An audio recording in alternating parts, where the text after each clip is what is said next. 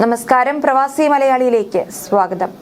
Saudi അറേബ്യയിൽ നിന്ന് ഒരു വർഷത്തിനിടെ തിരിച്ചയച്ചത് 3239 പ്രവാസി ഇന്ത്യക്കാരെയെന്ന് കണക്കുകൾ.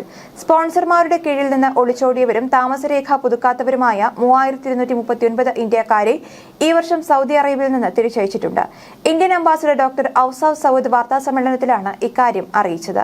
സ്പോൺസർമാരുടെ കീഴിൽ നിന്ന് ഒളിച്ചോടി ഹുറൂബ് കേസിൽപ്പെട്ടവരും താമസരേഖ പുതുക്കാത്തവരുമായ ഇന്ത്യക്കാരെയാണ് റിയാദിലും ജിദ്ദയിലുമായി ഫൈനൽ എക്സിറ്റിൽ നാട്ടിലേക്ക് അയച്ചത്.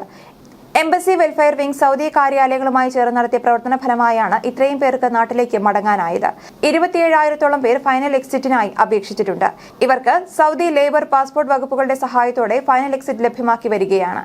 നിലവിൽ സൗദി അറേബ്യയിൽ 23 ലക്ഷം ഇന്ത്യക്കാരുണ്ട്. കഴിഞ്ഞ വർഷം മാത്രം 2205 ഇന്ത്യക്കാരാണ് സൗദിയിൽ മരണപ്പെട്ടത്. ഇവരിൽ 781 പേരുടെ മൃതദേഹങ്ങൾ നാട്ടിലെത്തിക്കുവാനും സാധിച്ചു.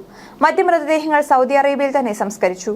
വിവിധ കേസുകളിലായി റിയാദ് ഇന്ത്യൻ എംബസിക്ക് പരിധിയിൽ 719 പേരും ജിദ്ദ ഇന്ത്യൻ കൌൺസിലേറ്റിന് കീഴിൽ 604 പേരും സൗദി ജയിലിലുണ്ട്.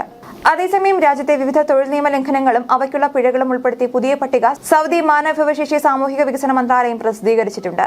തൊഴിൽ നിയമങ്ങളെ കർശനമായി നേരിടുന്നതിന്റെ ഭാഗമായാണ് പിഴ പുതുക്കിയതെന്ന് മന്ത്രി അഹമ്മദ് അൽ റാജിഹി അറിയിച്ചു.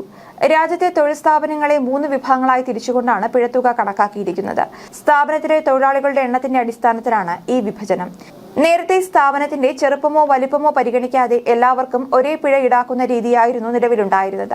ഈ രീതിക്കാണ് ഇപ്പോൾ മന്ത്രാലയം മാറ്റം വരുത്തിയിരിക്കുന്നത്. പുതിയ തീരുമാനപ്രകാരം വലിയ സ്ഥാപനങ്ങളുടെ ഭാഗത്തുനിന്നുണ്ടാകുന്ന നിയമലംഘനങ്ങൾക്ക് പിഴ കൂടും. ചെറിയ സ്ഥാപനങ്ങളുടെ സാമ്പത്തിക പ്രതിസന്ധി പരിഗണിച്ചാണ് മന്ത്രാലയം പുതിയ രീതി ആവിഷ്കരിച്ചിരിക്കുന്നത്. ജീവനക്കാരുടെ എണ്ണത്തിന്റെ അടിസ്ഥാനത്തിലാണ് സ്ഥാപനങ്ങളെ 3ആയി തരംതിരിച്ചിരിക്കുന്നത്. വലിയ സ്ഥാപനങ്ങൾ, ഇടത്തരം സ്ഥാപനങ്ങൾ, ചെറിയ സ്ഥാപനങ്ങൾ എന്നിങ്ങനെയാണ് വിഭജനം. 51 ജീവനക്കാർക്ക് മുകളിൽ ജീവനക്കാരുള്ളവരെയാണ് വലിയ സ്ഥാപനങ്ങളായി പരിഗണിക്കപ്പെടുക. 50-നും 11-നും ഇടയിൽ ജീവനക്കാരുള്ള സ്ഥാപനങ്ങളെ ഇടത്തരം സ്ഥാപനങ്ങളായും 10-ഓ അതിൽ കുറവോ ജീവനക്കാർ മാത്രമുള്ള സ്ഥാപനങ്ങൾ ചെറുകിട സ്ഥാപനങ്ങളായും പരിഗണിക്കും. ഇതിനനുസരിച്ച് നിയമലംഘനങ്ങൾക്കുള്ള പിഴത്തുകയിലും വ്യത്യാസമുണ്ടാകും. സൗദി മാനവവിഭവശേഷി സാമൂഹിക വികസന മന്ത്രാലയം നേരത്തെ നിശ്ചയിച്ചു നൽകിയ തൊഴിലാളികളുടെ തൊഴിൽ സംരക്ഷണം, സുരക്ഷ, ആരോഗ്യ സംരക്ഷണം തുടങ്ങിയവയുമായി ബന്ധപ്പെട്ട നിയമങ്ങൾ ലംഘിച്ചാൽ ആദ്യ വിഭാഗം സ്ഥാപനങ്ങൾക്ക് 10,000 റിയാലും രണ്ടാമത്തെ വിഭാഗത്തിന് 5,000 റിയാലും മൂന്നാമത്തെ വിഭാഗത്തിന് 2,500 റിയാലുമാണ് പിഴ നിശ്ചയിച്ചിരിക്കുന്നത്.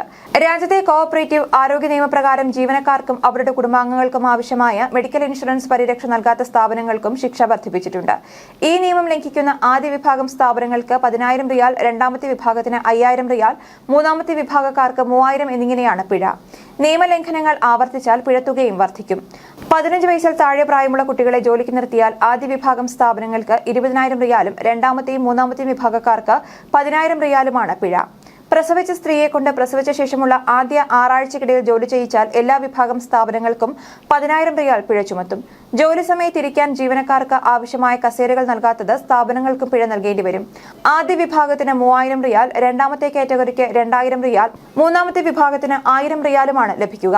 അതേസമയം ജീവനക്കാരുടെ ശമ്പളം വൈകിയാൽ സ്ഥാപനത്തിന്റെ വലിപ്പച്ചെറുപ്പം നോക്കാതെ എല്ലാവർക്കും 300 റിയാൽ പിഴ ചുമത്തുമെന്നും പുതിയ നിയമം വ്യക്തമാക്കുന്നുണ്ട്. ന്യൂസ് ഡെസ്ക്, പ്രവാസി മലയാളി.